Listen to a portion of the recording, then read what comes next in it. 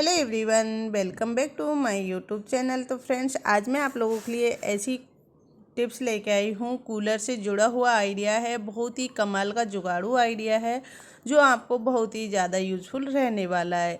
एक बार आप इस तरीके से अगर इसे ट्राई करोगे तो आप घर पे ही कूलर जितना भी गंदी डस्ट जमी होगी, मिट्टी जमी होगी, उसको क्लीन कर सकते हो।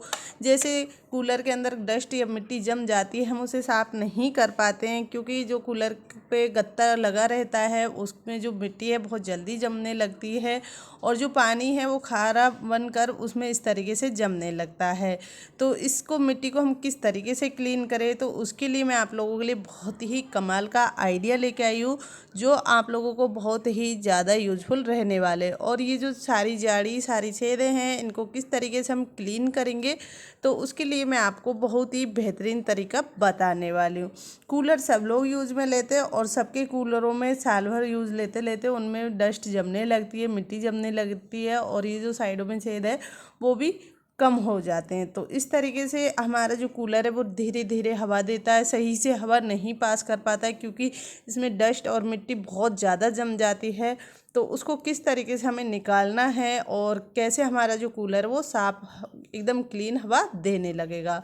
तो आपको ज़्यादा कुछ नहीं करना है। सबसे पहले आपको एक पानी की नली लेके पहले गत्ते को अच्छे से भिगो देना है। चारों तरफ अच्छे से इसमें पानी डाल देना, अच्छे से ये भीग जाए। इसको भीगने के लिए इस तरीके से छोड़ दीजिए। तो यहाँ पे मैंने चारों तरफ से सबसे पहले जो कूलर का गत्ता है उसको भिगो दे रही हूँ और यहाँ पे आप देख चुके हैं इसमें कितनी भयंकर डस्ट जमी हुई है। तो इसको किस तरीके से क्लीन हो जाएगा तो इसका आपके सामने रिजल्ट भी आप देख लेना। तो यहाँ पे मैंने सबसे पहले इसको इस तरीके से यूज़ लिया, फिर उसके ऊपर थोड़ा थोड़ा सा मैंने जो वॉशिंग पाउडर यूज़ लेते हैं हम कपड़े धोने वाला, वही उसमें थोड़ा थोड़ा डाल दिया है। इस तरीके से डालने के बाद में फिर इसको हम छोड़ देंगे कुछ 10 से 15 मिनट के लिए। फिर हम एक सॉल्यूशन बनाकर तैयार कर लेंगे। तो हमें लेना है यहाँ पे 1 चम्मच, जितना आपको सॉल्यूशन बनाना उसके अकॉर्डिंग ही लेना। तो यहाँ मैंने 1 बड़ा स्पून भर के वॉशिंग पाउडर ले लिया, उसमें मैंने यहाँ पे डाल दिया है एसिड। जी हाँ फ्रेंड्स, जो फिनाइल होती है वही। और बर्तन आप ऐसा लीजिए जिसे यूज़ में ना ले, या फिर स्टील का जो भी बर्तन लो जिसको वापस यूज़ में ना लो क्योंकि एसिड से स्टील बिल्कुल काला पड़ जाता है, ख़राब हो जाता है। तो यहाँ पे मैंने सॉल्यूशन बनाकर आपको बता रही हूँ, मैं ज़रा सा बना के बता रही हूँ क्योंकि मुझे बनाना है बहुत सारा। तो यहाँ पे एसिड की बोतल ले आई, उसमें फिर मैंने इसमें डाल दिया है 1 बड़ा स्पून नमक, एक से 2, या फिर आपको जितना आपके उसमें लगना है उतना आप इसमें डाल लीजिएगा। फिर इसमें आपको तीसरी चीज़ क्या डालनी है वो भी आप देख लीजिए। तो यहाँ हम ले रही है इनो। तो इनो हमने ज़रा सी इसके ऊपर चारों तरफ कर दी है और साथ में इसमें भी डाल दी है क्योंकि इनो इसमें बहुत ही अच्छा काम करने वाली है। तो यहाँ पे ये तीनों चारों चीज़ें डाल दिए। यहाँ ले ली मैंने फिनाइल की खाली बोतल।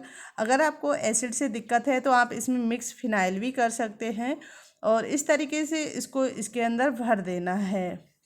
ये हमारा सॉल्यूशन बनकर तैयार हो गया है। यहाँ पे मैंने आपको एक ही बोतल बनाकर बताया है, बाकी मैं और भी बनाने वाली हूँ क्योंकि मुझे जो कूलर है वो पूरा क्लीन करना है। तो यहाँ पे मैंने आपको इतना ही साफ करके, मतलब जो सॉल्यूशन है वो बनाकर तैयार करके दिखाया है। अब इस ढक्कन में हम कर लेंगे छेद। जी हाँ फ्रेंड्स, तो यहाँ पे गरम नाइफ़ या फिर स्पोक जिसकी भी मदद से आपको करना है वो इसमें इस तरीके से आप इसके अंदर छेद कर लीजिएगा। उसके बाद में छोटे छोटे होल के बाद में हम इसको अब किस तरीके से काम में लेंगे तो वो भी मैं आपको दिखा दे रही हूँ। तो यहाँ पे इस तरीके से, क्योंकि आपको अगर हाथ में दिक्कत होती है, एलर्जी मतलब एसिड से हाथ ख़राब होने लगते हैं, तो हाथ में ग्लव्स पहन लीजिएगा। ग्लव्स से ये होगा कि आपके हाथों में एसिड वगैरह नहीं लगेगी, जो सॉल्यूशन है वो हाथों में नहीं लगेगा। और बस इस तरीके से आपको अगर जाली कूलर खोलना है, जाली में डालना है तो कूलर को खोल सकते हैं जाली को। अगर आपको खड़े में डालना है तो इसकी जो सारी गंदगी, सारी मिट्टी है वो इस तरीके से नीचे की साइड में उतरती जाएगी। अभी तो मैं आपको इसको खड़े में डाल के दिखा रही हूँ कि मैंने खोला नहीं था, ऐसे ही खड़े खड़े में मैंने इसमें सारे में एसिड डाल दी थी। ऊपर से जो सारी गंदगी है वो इस तरीके से निकलती जाएगी। कितना भी गंदा हमारा जो कूलर होगा, कितनी भी डस्ट जमी होगी वो सारी इस तरीके से निकल जाएगी। तो यहाँ पे ये देखिए इस तरीके से आपको इसमें सारे जो कूलर है उसकी सारी तीनों जालियों में लगाकर छोड़ देना है। कम से कम आपको इसे 1 घंटे के लिए छोड़ना है। तो यहाँ पे मैं पूरे कूलर के अंदर इस तरीके से जो सॉल्यूशन बनाया है उसको मैं इसमें डाल दे रही हूँ। तो बस आप भी कुछ इसी तरीके से इसके अंदर जो सॉल्यूशन बनाकर तैयार करते हो उसको डाल दीजिए और आधे घंटे या 1 घंटे के लिए इसे इस तरीके से छोड़ दीजिए। इस तरीके से जब आप इसे छोड़ दोगे तो इसमें जो मिट्टी है वो सारी गलने लगेगी और गलकर वो सारी निकलने लगेगी। तो यहाँ पे मैंने इसको आधे घंटे के लिए छोड़ा था और आधे घंटे के लिए इस तरीके से सारे गत्तों में मैंने इसके अंदर एसिड का जो सॉल्यूशन बनाया था वो इसके अंदर डाल दिया था। तो बस आपको भी इसी तरीके से बोतल से इसमें डाल देना है। ये आपके हाथों में नहीं लगेगा बोतल से इस तरीके से अगर आप इसमें लगाओगे तो यहाँ पे आप देख सकते हैं मैंने पूरी जालियाँ मेरी इस तरीके से बंद थी, लेकिन ये इस तरीके से साफ़ हो जाएंगी कि आप खुद ही सोच के परेशान हो जाओगे कि बाकी इतने अच्छे से क्लीन हो सकती है। तो यहाँ पे इससे बहुत अच्छे से क्लीन होगी और जो आपका कूलर है वो बहुत अच्छी ठंडी कूलिंग करेगा, क्योंकि जैसे ही मिट्टी हटेगी तो ये हवा बहुत अच्छे से खींचेगा और आपके गत्ते हैं वो एकदम क्लीन होने लगेंगे। तो यहाँ पे मैंने आधे घंटे छोड़ने के बाद में फिर इसको मैं धुलने लगती हूँ। तो इसमें मैं पानी डालने लगती हूँ और नली से, तो जैसे जैसे इसमें पानी डालने लगी ऐसे इसकी बहुत ज़्यादा गंदगी निकलने लगी, बहुत ज़्यादा मिट्टी इसमें से निकलने लगी। मैं आपको इसका पानी भी दिखाऊंगी जो कूलर के अंदर जाएगा और जो बाहर इसकी मिट्टी है जो निकली है वो भी मैं आपको दिखाऊंगी। यहाँ पे मैंने अभी तो इसको नॉर्मल ही तुरंत ही पानी डालकर साफ़ कर दिया है। अभी मैं आपको इसको दोबारा नीचे खाली उतार के फिर दिखाती हूँ कि किस तरीके से इसकी सारी जो गंदगी है, सारी मिट्टी है, सारी डस्ट है वो निकल गई है। तो बस इस तरीके से आपको इसे साफ़ कर लेना है। तो यहाँ पे ये देखिए इस तरीके से जब आप इसको साफ़ करोगे तो इसके अंदर की जो मिट्टी है, जो डस्ट है वो बहुत अच्छे से क्लीन हो जाएगी। तो अब मैं आपको इसे पास से दिखा देती हूँ। देखिए पास से आपको दिख रहा होगा कि जो पहले जो छेद थे बहुत बिल्कुल बंद हुए थे, अभी ये बिल्कुल सारी जो मिट्टी है वो निकलने लगी थी। तो ये बिल्कुल अच्छे से आर पार दिखने लगा था, दोनों साइड से दिखने लगा था। पहले दोनों तरफ से नहीं दिख रहा था, लेकिन इसको साफ़ करने के बाद में ये दोनों तरफ से दिखने लगा था। इसको साफ़ करने में मुझे 1.5 से 2 घंटे लग गए थे और लेकिन ये बहुत अच्छे से साफ़ भी हो गई थी, क्योंकि इसकी जो डस्ट थी वो बहुत अच्छे से निकलनी थी।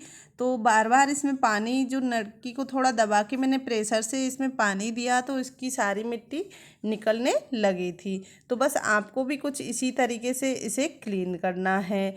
तो अब मैं आपको इससे पास से दिखा देती हूँ। तो ये देखिए पास से आप देख सकते हैं कि पहले में और अब में आपको इसमें कुछ तो फ़र्क दिख ही रहा होगा। ये देखिए उधर पास दूसरी तरफ आपको इसमें होके लाइट दिख रही होगी, नहीं तो पहले कुछ दिख ही नहीं रहा था। तो अब मेरे इसमें पहले में बहुत ज़्यादा डिफरेंट आ गए, सारे इसके जो जार थे वो खुल गए, मिट्टी है वो निकल गई है। तो आप भी इसी तरीके से इसमें जो एसिड वाला जो सॉल्यूशन बनाया है वो एक बार ट्राई करिए। आपका जो कूलर है, जो गत्ता है जिसमें मिट्टी जम जम के वो बिल्कुल हवा नहीं दे रहा है, तो आपके कूलर की सारी मिट्टी निकल जाएगी और ये बहुत अच्छे से आपको वर्क भी करेगा। जहाँ आप इसका गत्ते चेंज करवाने में 4 से 5 हज़ार, 3 से 4 हज़ार रुपये खर्च करते हो, वहाँ आपके 150-200 रुपये में काम हो जाएगा। तो यहाँ पे आप इस तरीके से एसिड की बोतल ला के इसको क्लीन कर सकते हैं और इसकी सारी जो डस्ट है, मिट्टी है, जो इस पर खारापन जम जाता है वो सारा अच्छे से क्लीन हो जाएगा।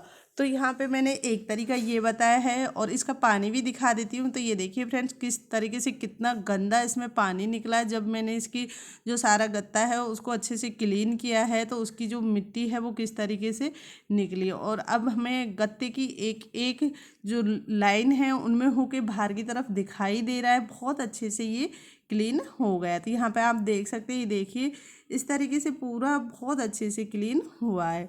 और ये आप इसका पानी देख सकते हो कितना गंदा इसके अंदर पानी निकला है। ये मैंने खड़े में इसको धुलाई की थी। तो यहाँ पे आप इस तरीके से इसे साफ़ कर सकते हैं और आपका जो कूलर है वो उसके गत्ते हैं बहुत अच्छे से क्लीन हो जाएंगे। यहाँ पे मैंने एक और कूलर मेरा जो दूसरा वाला था वो भी, उसके भी गत्ते मैंने साफ़ किए थे, तो उनको मैंने नीचे इस तरीके से डाल दिए थे और उसके बाद में इसी तरीके से वही सॉल्यूशन से मैंने इस तरीके से इसको क्लीन किया था। नीचे डालने से ये और भी ज़्यादा अच्छे से क्लीन हुए थे, क्योंकि ज़मीन में जब इनको पटक दिया था तो इनके ऊपर जो सारा सॉल्यूशन था वो बहुत अच्छे से सेट हो गया था। तो इस तरीके से ज़मीन में पटकने के बाद में फिर आप देखिए इनका जो कचरा है वो किस तरीके से निकल रहा है। तो इस तरीके से इसकी सारी मिट्टी थी, ठकोरने से पूरी मिट्टी निकल गई थी।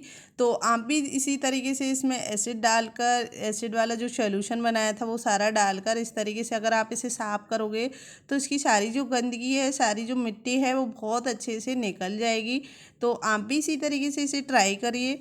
तो यहाँ पे ये देखिए मैंने इसमें ऊपर से फिर पानी डाला है और उसके बाद में देखिए इसके नीचे से जो गंदगी निकली है, जो पानी निकला है, मतलब जो डस्ट निकली, जितनी मिट्टी जमी हुई थी, मुझे भी विश्वास नहीं हुआ था कि इतने अच्छे से क्लीन हो जाएगा। लेकिन सच्ची में जैसे हमने ये सॉल्यूशन बनाकर इसको साफ़ किया, इसकी सारी डस्ट निकल गई थी। बस इस तरीके से मैंने सरफ डाला है, सारी झाड़ियों पूरी जो कूलर की, मैंने दोनों कूलर साफ़ किए थे। मेरे पहले वाले में मैंने खड़ा किया था क्योंकि वो इतना ज़्यादा गंदा नहीं था, और अब ये सेकंड वाला कूलर है, इसकी जाड़ी मैंने नीचे ज़मीन में डालकर उसके बाद में इसकी सफाई की थी। बस वही एसिड वाला सॉल्यूशन बनाया और सॉल्यूशन को इस तरीके से हर जाड़ी के ऊपर अप्लाई किया है। उसके बाद में इसको आधे घंटे के लिए छोड़ दिया है। जब इसका अच्छे से सारी जो मिट्टी थी वो सब नीचे की साइड निकल गई थी, उसके बाद मैंने इसमें पानी डाला और पानी डालकर इसको बहुत अच्छे से इसे साफ़ किया। बार बार इसे 2 से 3 बार कुछ इस तरीके से मैंने इसे धीरे धीरे, मतलब ज़्यादा ज़ोर से नहीं पटका था, धीरे धीरे इस तरीके से मैंने बस छोड़ा उठाया, उसी से सारी जो मिट्टी है वो निकल गई। तो यहाँ पे आप देख सकते हैं इस तरीके से इसमें आपको दिख रहा होगा क्लीन बहुत अच्छे से साफ हो गया था।